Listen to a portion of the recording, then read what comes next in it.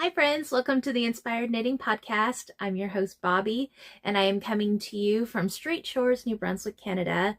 Today is Friday, June the 12th, 2026, and you're watching episode 152. Welcome. This is my little corner of YouTube where I share all my knitting adventures with you. I do crocheting, I do spinning, so lots of fibery fun. So if that is your jam, then perhaps you might enjoy this podcast. And if you do, like, comment, subscribe. It all helps. I love hearing from you guys. And yeah, so today I have some finished objects. It's going to be kind of a smaller episode, but I do have some finished objects, knitting and crochet. And I have works in progress, a little bit of dream knitting, and I also have spinning again, as promised. Yes, I still got to do some spinning this week, so I have some to share with you. So grab your beverage of choice, grab your craft of choice, and we will jump right into it. Today I have my second coffee of the day in my Summer Sock Camp 2026 mug. Still very much enjoying this mug. It's my favorite mug right now, of course. And this week I've been up to sock knitting, so it feels good. And yeah, enjoying it so much. So cheers, everybody. So yeah, a little bit of administration first because I forgot to mention that. There's always show notes in the description box below. There is a more button that you just click a couple times and it will drop down, and I always link you directly to any makers patterns that I talk about. So that is all listed for you down below. You can also find links to where you can find me on the internet. I am most active on Instagram as Inspired Knitting Podcast. So yeah, it's been a great week. Kind of a slower week, I feel, which has been good. Not so much crocheting, just more of the sock knitting, which has been a really nice refresher for me. And like I said, I did have spinning in there, so it's been nice to kind of reset and kind of do stuff that I really want to be doing. It's not that I don't enjoy doing the crochet, I do, but it's just nice to change it up and do something different, especially the spinning, because that I have not touched in a long time. So it's been great. Other fun things that happened this week. Yesterday I went for a watercolor class, and so something not non-fiber related was fun. My friend Wren hosted the workshop. She has a little studio in Sackville, New Brunswick. It's part of the Annex Collective, and she has a small studio there, and oh my god, it is so beautiful. So much natural lighting, and it was a beginner watercolor class. I've never done watercolors before. Not really an artistic person. I don't really know how to paint. I don't know how to draw. But this was very beginner friendly. You learned the basics of watercolor, and you had a couple lessons to go through where you got to learn how to do different things. It was just so much fun. So you can check out Wren. I will post a link down below if I can remember. If you're local to the Sackville area, then you can go check out her classes. She has different classes that she hosts. I know she's got some classes coming up next week for watercolor, and I think she does other things besides watercolor as well. So do go check her out. She's a very talented person. So yeah, go check Wren out. So I did that, and then some other super exciting things that are happening is this weekend. So tomorrow's the farmers market in Sackville that I always do, but on Sunday we are going to the Atlantic Fiber Festival in Shediac, me and Wren, and it's going to be amazing. Wren is a knitter as well, so she asked me if I was going to go, and I was like, well, I wasn't really planning it, but since you asked, so we're gonna go, and it's gonna be exciting because I have technically never been to a fiber festival before. They always are a little too far away, or they just seem a little bit overwhelming because I don't really do great around huge groups of people. So it's going to be so much fun, and I'm excited to see some of my friends like Nancy Wheeler and Sophie and Mana. So it's going to be so much fun to see everybody, and it looks like there's going to be a lot of great vendors there. Ginger Snap is going to be there, which I am super, super excited about. Leo and Roxy is going to be there. Nerds with Needles, Die for You. There's just so many great ones, so many that I don't even know who they are. So it's going to be fun. So I'm really looking forward to that. So that is this Sunday, June 14th. And well, it's Saturday and Sunday, but we're going to go on Sunday. So that's going to be a lot of fun. Anywho, let's get on into the knitting, shall we? So I'm actually going to start with the crochet finished object first, and then we'll go on to the knitting. That way it flows a little bit better. So I got a request last weekend at the farmer's market if I could make a penguin, and I've never made one before, but I've made puffins before, so I thought if I can make a puffin, pretty sure I can make a penguin too. And I went on to Etsy, and I found this wonderful pattern. It's by Quarry Stitches. Don't know if I said that right, but I will have them posted down below. It's a wonderful pattern. It is a sew pattern, so you do have to sew like the head on and the wings and the feet, the nose, but it wasn't that bad. It was a really good pattern. Very well written, and yeah, it was just a great pattern. So there is a large penguin in the pattern, there is a small penguin, and then there was something called a gift penguin. I'm not exactly sure what that one is, but I did cast on. It does use blanket yarn and a 4.5mm hook, and if you've watched me before, you will have heard I do not like that kind of gauge. That hurts my hands way too much. So I go up to a 7. Well, I did use blanket yarn, but I recently acquired a Tulip Atimo 6.5mm crochet hook, and I actually don't mind that gauge at all. It is not too bad on my hands at all. I can manage it. So that's what I did for my said penguin. So I will just show you guys what she looks like. So the awesome thing about her, she did turn out quite big, and this is the small one. So I'm pretty sure that this is what the large one was supposed to look like. And then the baby was supposed to be like, should only come up to here on Mama. But this is what mine turned out to be. So he said he didn't mind if it turned out large, so that's a good thing. So here's my penguin. So like I said, you do have to sew parts on. But the great thing about this pattern is that you do like what I would call color work. So you're working with 2 colors, so the black and the white, to do the face here.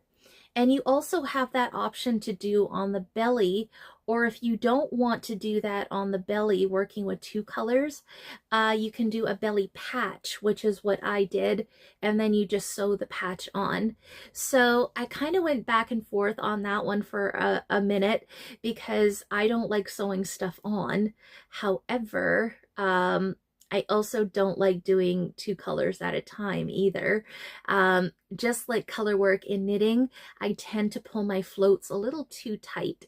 And I'm very proud of myself when it came to the face here. I was trying really, really hard not to do that, and it did not cinch the face in at all. So I'm pretty proud of my color work. I also found out how to make, like, you can still see like little black spots here, and you can see little white ones here. You are always going to have a little bit of a color indifference when you're doing color work in crochet. I just learned how to the way, it's just all in the way that you pick up the new color. Sometimes it's very evident, and then sometimes it's a little more hidden. So I kind of learned a trick on how to make it look a little bit more hidden. But I still don't really enjoy doing that. But it is what it is, and I think it turned out quite lovely. So it's all Bernette blanket yarn. And then the orange, this is the only orange I had. This is Loops and Threads Chanel from Michaels. And there's my penguin. I actually really love her. She looks really cool. So I would probably try this one again, but maybe in a worsted weight yarn instead, to have a slightly smaller penguin. Even though I think she's like the perfect size, I just used a small size penguin with the blanket yarn and a 6.5, and this is what I got. But that's just my gauge. Everybody's gauge is going to be different, right? So, but I would probably try worsted weight next time, just to have a slightly smaller penguin. But that is my penguin. As I said, I will have that listed for you down below. Okay, so now we will go into socks. So the first pair of socks, I just cast it on this week, and I already have them finished. They are shorty socks. And they are, oh my God, they are so fabulous. This is Area 51 fibers in the Heat Wave colorway. I had this caked up in my stash, and I was just like trying to find the perfect time to use it. And this was it. Last weekend, my friend and fellow vendor, she already has 2 pairs of my socks. They are the knee-high ones, and she asked me, now that summer has arrived, could I make her some shorty socks? And I was like, yes. So these are going to be for her, so I can give these to her tomorrow. And she said I had free range when it came to the colors. She said there's really no color that she doesn't like, and I just fell in love with this one right away, and I thought it would be perfect. So this is, as I said, Area 51 fibers. This is on, I believe, her Sturdy Alien base, which is an 80% superwash merino, 20% nylon, and fingering weight. And I just did 2x2 ribbing for 15 rows. I cast it on 64 stitches. Once I get to the body of the sock, I always decrease down to 56 stitches. And then I did 7 rows of stockinette, went into my slip stitch, heel flap, and gusset. And yeah, I just knit to her foot length. So that's all I did. And yeah, it worked out great.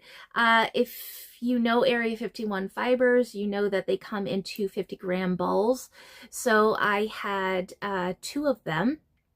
I was really planning on doing like higher leg socks. And if you're going to do that, you would probably need 100 grams skeins, not 50. Unless you're going to use a contrast, you could probably pull off a decent sized leg, I guess. But I always grab 2 when it comes to a color that I really love.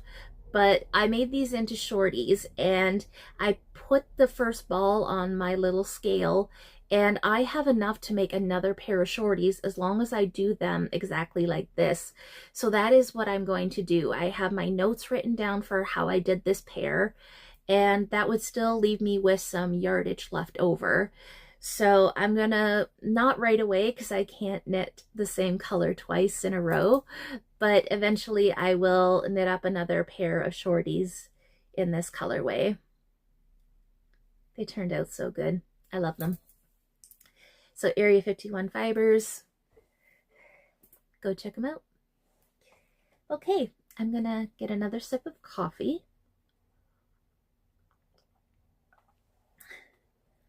And I did enter that into Summer Sock Camp 2026.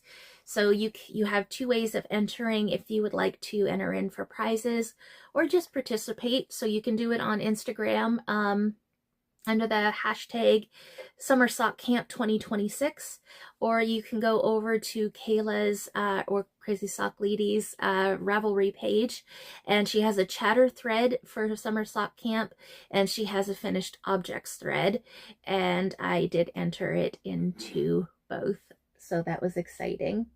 So I believe this is pair 2 for Summer Sock Camp so far. Okay. So the next one that I have to share with you guys today is a half finished object. This one here you guys would have seen as a works in progress before. Ta-da! I love this one. This one is so nice. So this is Yarnable, and it is in the neon graffiti colorway. I don't have the tag with me right now, but I do remember it's called Neon Graffiti. And I still haven't figured out what this beautiful neon green is, but I will figure it out. It's probably right on my Ravelry page. So for this one, I just did 2x2 ribbing for, I believe, 20 rows.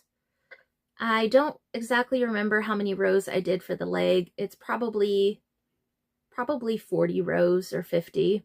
Looks more like 40. Slip stitch, heel flap, and gusset. When it comes to my socks, I kind of do the same recipe. So fingering white yarn. I have not casted the second one on yet. I was going to, but then I had a couple people ask for like short socks now that we're coming into the warmer temperatures. They were asking for like shorty socks. So I figured I would not cast this one on right away, but cast some shorty socks on instead. So this one is gonna go probably on the back burner just for a little bit. So yeah, I got that one finished.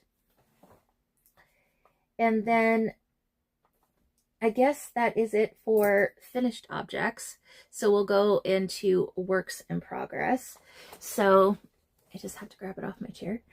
The first one that I have to share with you, I did not get much work done on this one at all, but I'm still going to share it with you. So this is the test knit sock that I was doing for Julie of Twin Stitches Designs. The pattern has since been released. It's called the Twists and Turns sock. I will have it linked for you down below. So it is now live and it is on Ravelry. The pattern was 50% off, but for 48 hours. So that has since passed. This is sock number 2. You were only required to do one sock for the test knit, so I did the one sock, and here is sock number 2. So as you can tell, I'm not very far into it at all. I am following what the pattern had asked me to do, so I cast it on 64 stitches. I still decreased to 56 though. So reason why I do that is because I want more stretch in the leg. But I feel with my gauge, the sock fits a lot better if it is 56 stitches, or else the sock is just too loose. So I just did the ribbing like the pattern called for, and then the first row I just plain knitted it and decreased down to 56 stitches, and then I used the instructions to start the texture. And it's really pretty. So the Twist and Turns sock is a textured sock pattern. It comes in cuff down and toe up. It is written instructions and charted instructions. And it also comes with 2 forms of a short row heel. I did not do that because I don't like a short row heel. I don't like the way it looks. I don't like the way it fits, and I honestly don't like knitting it either, so that's the reason why I don't do that. I just incorporated a heel flap and gusset. So The yarn that I'm using for this is Ancient Arts yarn. It is on their Socknado fingering base, which is an 80-20 superwash merino and nylon. And it is on the Saponi colorway.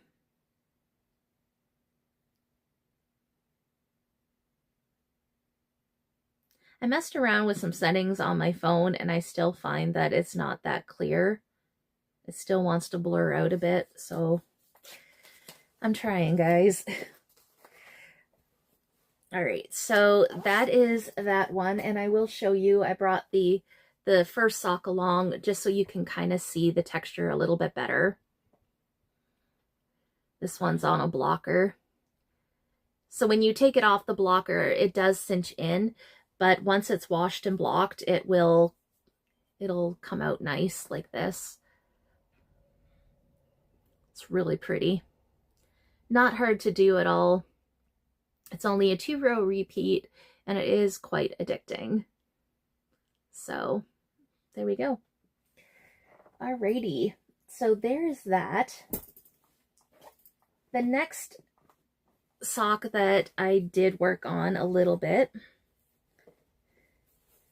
was another pair of shorty socks that I already had going.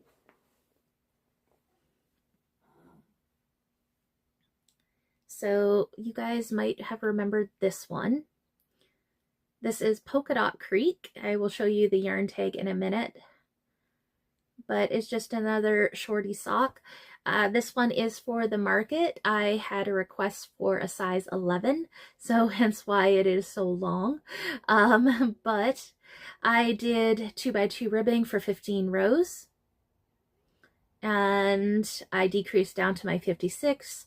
I believe I did 13 rows of color stockinette for the leg on this one, because I wanted those 3 stripes of color to kind of... I'm OCD when it comes to stuff like that. I would rather finish the row of color before starting the heel. So it's kind of why there's an odd number of stockinette rows there, but it doesn't matter. Let me just get the yarn tag. So like I said, it's Polka Dot Creek, and it is on their self-striping sock set. It is 75% superwash merino, 25% nylon. It's a 50-gram ball of the self-striping, and then you get a 20-gram mini skein with it. So the colorway is called Cozy Vibes, and then the mini skein was called Espresso.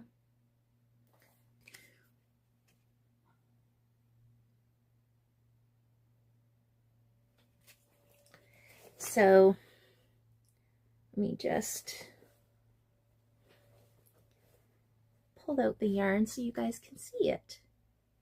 So there is Cozy Vibes.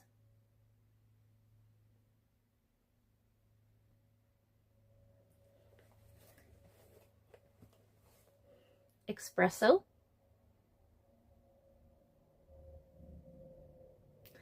And because it's a 50-gram skein, I probably could have gotten away with doing the toe on the sock in the self-striping yarn. However, they are a size 11, and I was kind of nervous that I was going to run out of yarn.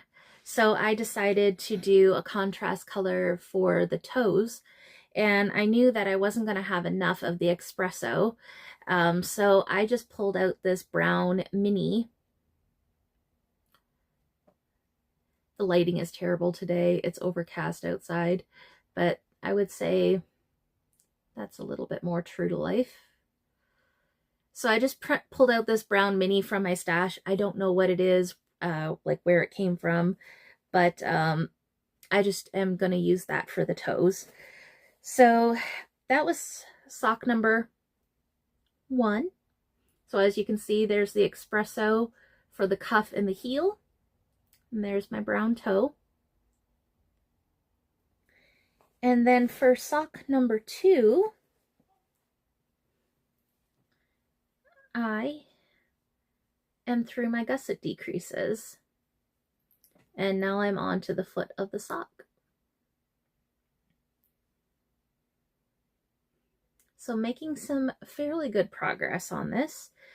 I am using my cute little needle stoppers. These came from Area 51 Fibers. And I'm only using one. I use a 2mm knitting needle, and I just slide both needle tips into the end of it. I feel that if I just use like both, they want to fall off. So I just slide both needle tips into one needle stopper instead. So it's super cute. I love that. As far as I know, she does not have this one in stock anymore, but she does have some other cute ones. So yeah, I love Area 51 Fibers. She's awesome. So I got that going, and we'll see if I can get it done for next week. I don't know. All right. So before I get on to the spinning portion of the podcast, I'm just going to share a little dream knitting with you. It's related to socks. And then I'll do the spinning. That way we can get the knitting portion out of it. So I'm going to get some more coffee. Okay. So because I finished off the Area 51 shorties this morning, I want to cast on another pair of shorties. And at first I picked out this beautiful skein here. It's yarnable. This has been in my stash for at least 3 years or more. And it is Pumpkin Patch. It is on her plush sock base, fingering weight, 85% superwash merino, 15% nylon, 437 grams, or 437 yards per 100 grams. I just love those speckles, guys.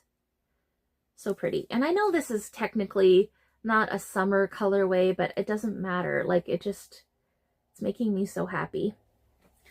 And I've wanted to knit with it for a while. I kind of put it to the front of my cabinet so that when I open it up, I kind of see it first. And so that's the one I'm wanting to do. But then I figured I was going to do shorty socks. I was also thinking Bacon and Eggs by Area 51 Fibers. This is a new one that I just got last week. And I would probably pair that with a red and brown contrast for heels, toes, and cuffs. So I'm not sure yet what I'm going to do. I'm more leaning towards the Yarnable one. And if you're not familiar what Yarnable is, I'm sorry. Yarnable is a yarn subscription put on by Cheryl of Hypnotic Yarns. And it is stateside though. So if you are in Canada, it is a little pricey, but it's a really nice subscription. You can get 1 skein, 2 skeins. I believe you can even get up to 3 skeins. You can get it fingering weight. You can get it DK weight. You can get it no frills, where you just get the yarn, or you can also get it with yarn and little goodies as well. That's the way that I used to get it. So yeah, lots of options. So it's a wonderful, it's a wonderful subscription service. So yeah, I'm kind of leaning towards this one for shorty socks as my next one. We'll see. Tune in next week to see what I have chosen. Okay, so that is it for the knitting portion of it. Let's go on to spinning. And I have been having a blast with my spinning, guys. As I said, I've been watching Rachel is Knitting, and she is a podcaster, knitter, spinner, yarn tour host from Louisiana, and I've absolutely been enjoying her channel. And just watching her has inspired me so much to spin again. And that is what I have been doing. So I'm just going to pull everything out here first. Kind of got a little sneak peek of what's on my wheel right now. So I have completed a spin, technically, but it's not really completed yet because I'm going to add to it. So just bear with me for one moment here.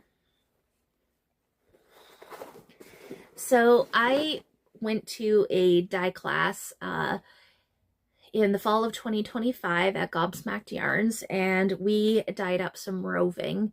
And I had said on the last podcast that it was merino. It's actually Corriedale. I remember that now. It was Corriedale. But it's so soft. It's so wonderful. So I hand dyed this one myself, and how did I do it? So I dyed like a gold color. It kind of went into a little bit of green because I started into purple, and then I think I ended it with a very dark purpley blue.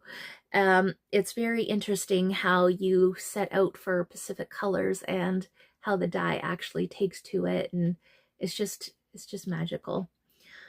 All that to say is I started spinning it on my eSpinner Nano, and it has been on the wheel since the fall of last year, and I've now finished said skein of roving, or it's not a skein of roving, it's a roving bat. No, it's not even a bat. Anyway, a braid of roving, that is what it is, a braid. So I finished that. Roughly, I think it was 4 ounces, I believe. So I got that one, and then this one is in a bag right now because the end came off and it kind of made a mess. So I have to figure that out, but you can see the gold and the green. I don't want to take it out of the bag. You can kind of see the gold and the green is in that one. And then you can kind of see, I think you can kind of see there's some green in there at the bottom of this one. And then this one is primarily the blue. So how I did that one is I just undid the whole braid and I sectioned it off in colors rather than going down the whole braid. And I normally go for a 3-ply, because that is my favorite. So I would normally split it into 3. Rather than doing that though, I just started spinning the gold first. And then once I got through the gold, it started into the green. And then the next bobbin just went into the next color. And then the third bobbin went into the last of the color. So rather than splitting the braid, I just worked from the braid, shall we say, just pulling off sections of color. So that is how that one ended up. So the next one that I pulled out, which one do I want to unravel? I'm just going to set this down. I have a box full of roving that I actually haven't looked in for probably 2 years. I pulled it out the other day because I was like, okay, I want to take, and I've never done this before, I want to take 2 different braids of roving and I want to apply them together. So I went through the box and I was kind of trying to figure out which one would go really well with the one that I just spun up there. And I found this gorgeous braid.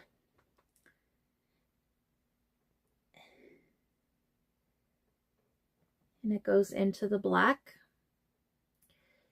And as you can tell, there is some silk in there, which I was a little nervous of, but I had no reason to be. It just spins like butter. It is so beautiful. Just so beautiful. I'm pretty sure it's a merino. I have no idea what this is, but I'm pretty sure it's a merino silk by the feel of it. There was no tag on it, so I can't even tell you who dyed it. I want to take a wild guess and say that this is the Northern Pearl, my friend Angel, but I can't remember. I really can't. Like I said, this box of roving, I have been collecting it for a while, and it's been sitting there for at least 2 years where I haven't touched it. So I can't tell you what some of this stuff is. Luckily, a lot of them have tags on it though, so that's a good thing. But how I've decided to do this one is actually I tore the braid into 3, and I tried to be pretty consistent with it. Although I think one turned out a little bit more chunky than the other, this one. But I just ripped down, like I pulled the whole braid apart, and then I just pulled it into 3 different sections for the 3-ply. So as it spins up, each bobbin is going to go from this gorgeous, gorgeous teal color into the green section here and the blues, and then it will finish with the black. And I think that that will look really nice with the first ones that I just grab a bobbin. What do you guys think? Oh, I think it's gonna look nice. I think it's gonna look really nice. Let me know what you guys think. Never done it before, so I'm gonna try, and I'm super excited for it. So I just started this spin the other day. This is my Electric Eel Nano by Dreaming Robots, and that is what I have on it so far.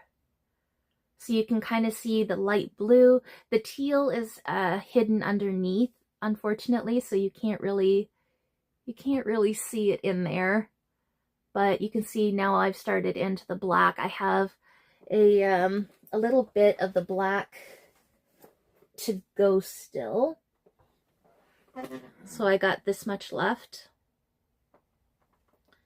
And pretty much all I'm doing with this is, as I am coming to the next portion of it, I would just pull off a length and just spin from it.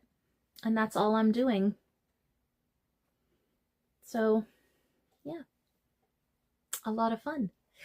So I'm super excited because I took my spinning to market last weekend, and it was so much fun to actually sit there and do some spinning rather than sitting there knitting. Knitting is fun too. However, I, like I said, have been obsessed with my spinning. So I went to market and I took my spinning with me, but my power bank died. So I ordered a new one, and of course, it's not going to be here by tomorrow. Of course not. It's going to be here Monday. So went through a little thought process. There's this cool little doohickey that comes with my wheelchair, my power wheelchair, and it plugs into the controller, and you can plug your USB port into it to charge up your cell phone. So I had a light bulb moment. I was like, well, if it can charge up my cell phone, will it run my spinning wheel? Because if you get the Dreaming Robots Nano, or probably their other spinning wheels as well, it comes with an adapter that plugs into your wall that will run the machine. But it also comes with this one. It looks like this. And there's your USB end. And it comes with one of those as well to connect to USB. And I was like, I wonder if that will actually work. Well, guess what, guys? It actually works. So I am so stoked about that my spinning wheel will run off of my wheelchair. What? So tomorrow at market, guess what Bobby's taking with her? So excited. So I already have it all in my bag ready to go. So I am super excited about that. So that is what I'm going to take with me, and we will see how far I get. So the plan is to spin up the rest of the black fiber on this bobbin, and then I will spin up the next that on another bobbin, and then the third one will go on a third bobbin. So I'll have 6 bobbins in total to ply with, and to ply I will have to do it on my second spinning wheel, which is I don't know the brand name of it, but it's just a bigger e-spinner that I got off of Amazon. It's a wonderful wheel. And it has jumbo flyers on it, so it can hold up to 8 ounces of fiber. So I will just ply it onto that. It's going to be a lot of fun. I can't wait to see how it turns out too. And I can't wait to kind of see, I'm running it kind of thin. I'm doing what it wants to do. So it's not the thinnest, but some of it can be. Some is a little bit thicker. Let me see there. Some of it is a little bit thicker. Some of it's a little bit thinner. But I'm just pretty much just going with the flow of it. Whatever the yarn wants to do is what it's doing. So I'm kind of curious to see what I end up with. I'll probably end up with a DK weight. But what I'm most excited about is to see how much yardage I end up with. And then I can determine what it is I can make with said skein. So it's super exciting. So that is what I have been doing with my spinning. And yeah, that's pretty much it, guys.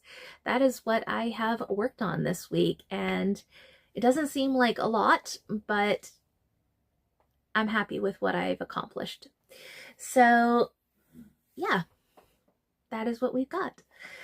So I'm going to end it here. I don't know what I'm going to work on this afternoon. I have some few things that I'd like to do for my table. I have to make some more black cats because black cats they're in high demand apparently.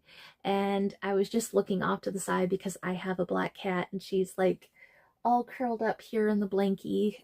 I don't know if, let me see. You see her? Yeah, there she is. That's my Midnight. Isn't she adorable? That's her favorite spot, all curled up.